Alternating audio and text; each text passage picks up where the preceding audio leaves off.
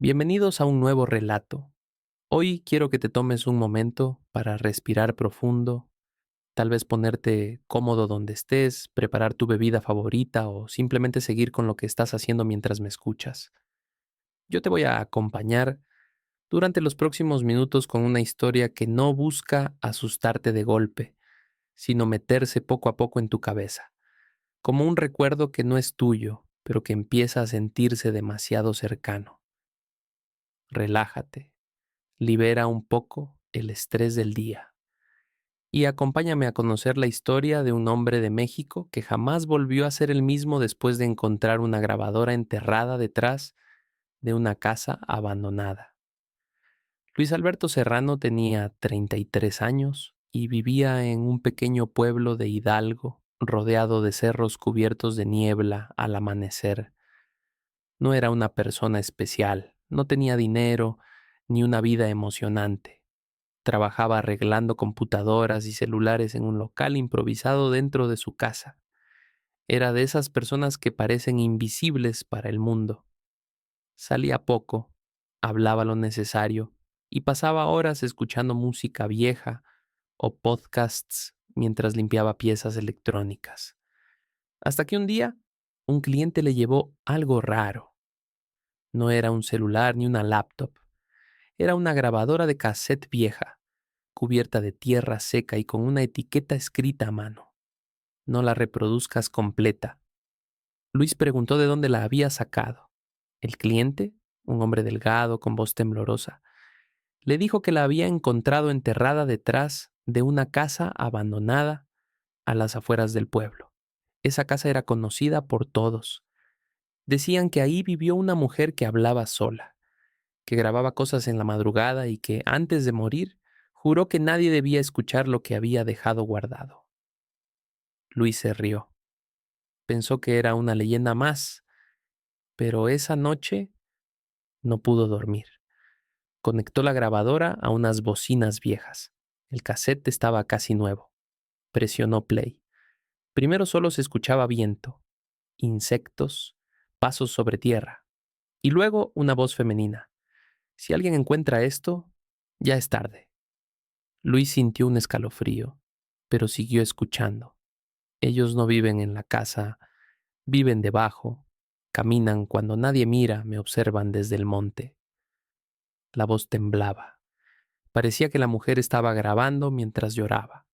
La grabación continuaba describiendo cómo, cada madrugada, figuras delgadas salían del bosque. No tenían rostro definido, solo sombras altas, con ojos brillantes que no parpadeaban.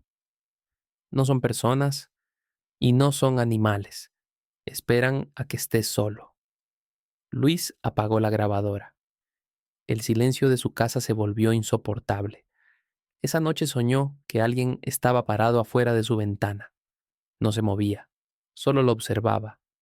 Al despertar, encontró huellas en la tierra, exactamente debajo de la ventana. 2 días después, decidió escuchar la grabación completa. La mujer ahora hablaba de algo más perturbador. Me pidieron que los grabara, que dejara constancia de que existen. Si no lo hago, se llevan a los míos. Y luego se escuchaban pasos, muchos pasos, como si alguien caminara alrededor de ella mientras hablaba. Desde ese día, Luis dejó de salir de noche. Empezó a caminar a escuchar ruidos en su patio, pasos lentos, como si alguien caminara descalzo. Un día despertó con tierra debajo de las uñas.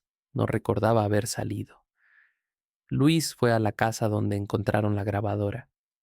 Ahí, detrás de la casa, encontró varios hoyos tapados con piedras. En uno de ellos desenterró otra cinta, y otra más. Cada grabadora tenía voces diferentes. Hombres, mujeres, incluso niños. Todos decían lo mismo. Nos observan desde el monte. Viven debajo de la casa. Si dejas de grabar, se los llevan. Semanas después comenzaron a desaparecer personas del pueblo. Primero un anciano, luego una joven, luego una familia entera. Luis comprendió algo terrible. La mujer no grababa por locura, grababa para mantenerlos ocupados. En la última cinta, la mujer decía, si estás escuchando esto, ahora te toca a ti. Y detrás de su voz se escuchaba algo que no debía estar ahí, respiraciones, muchas. Hoy la casa de Luis está vacía, el local cerrado, las ventanas selladas. Pero por las noches algunos vecinos juran escuchar grabaciones viejas saliendo del interior, voces pidiendo ayuda, voces que nadie recuerda haber grabado. Desde que Luis Alberto desapareció, la casa abandonada volvió a quedar en silencio. Al menos eso cree la gente, porque algunas madrugadas, cuando la neblina baja desde los cerros de Hidalgo, los vecinos dicen que la tierra detrás de la casa vibra suavemente como si algo se moviera debajo, y entre el ruido del viento se alcanza a oír una grabadora encendiéndose sola, repitiendo la voz de Luis pidiendo que nadie escuche la cinta completa, justo antes de que se escuchen pasos rodeando el micrófono. Después de lo ocurrido con Luis Alberto, pensé que nada podía superar el terror de una grabadora enterrada que se enciende sola bajo la tierra. Pero hay cosas peores que las voces sin cuerpo. Hay personas que existen para todos, menos para el sistema. Esta es la historia de un niño que nadie pudo demostrar que estaba vivo, aunque muchos lo vieron caminar por los cerros. La llegada de Mateo. Todo comenzó en una comunidad pequeña de Veracruz, cerca de la sierra, donde las casas parecen crecer directamente de la neblina. Una tarde, apareció un niño de unos 11 años sentado frente a la primaria del pueblo. Tenía la ropa sucia, los pies descalzos y una mirada tan cansada que parecía de un adulto. Las maestras le preguntaron su nombre. Mateo, respondió. Vivo en el monte. Nadie reconoció a ese niño. Un niño sin pasado. Intentaron inscribirlo en la escuela. No tenía acta de nacimiento. No estaba registrado en ningún hospital. Ningún apellido coincidía con los padrones del municipio. Era como si hubiera nacido fuera del mundo. Pero Mateo seguía regresando todos los días. Comenzaron a dejarlo pasar a clases. No hablaba casi nada. Pero dibujaba, y lo que dibujaba hizo que los adultos empezaran a tener miedo. Siempre eran las mismas escenas. Personas enterrando cosas detrás de casas, figuras altas entre los árboles, niños sentados frente a grabadoras. Un día la directora se acercó y le preguntó por qué dibujaba eso. Mateo levantó la mirada y dijo algo que nadie olvidó. Porque si no los dibujan, se los llevan. Un maestro decidió seguirlo al salir de clases. Mateo no caminaba hacia ninguna casa, se metía directo al cerro. El maestro lo siguió hasta un claro y ahí lo perdió. No había huellas, no había ramas movidas, nada. Era como si el niño se hubiera disuelto en el aire.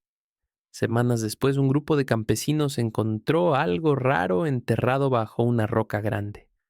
Era una mochila pequeña. Dentro había cuadernos, los mismos dibujos que Mateo hacía en la escuela y una grabadora.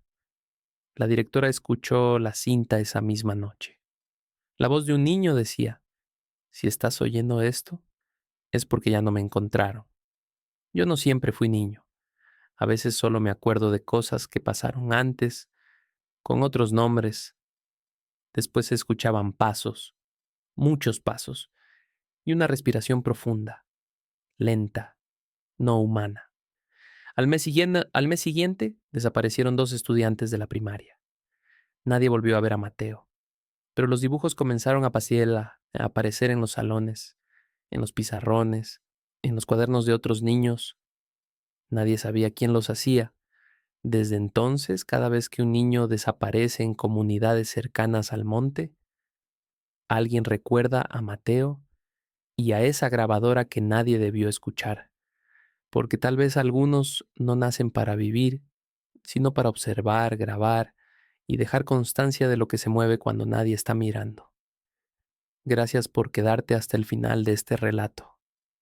Nos escuchamos en la próxima historia, si es que nada nos sigue primero.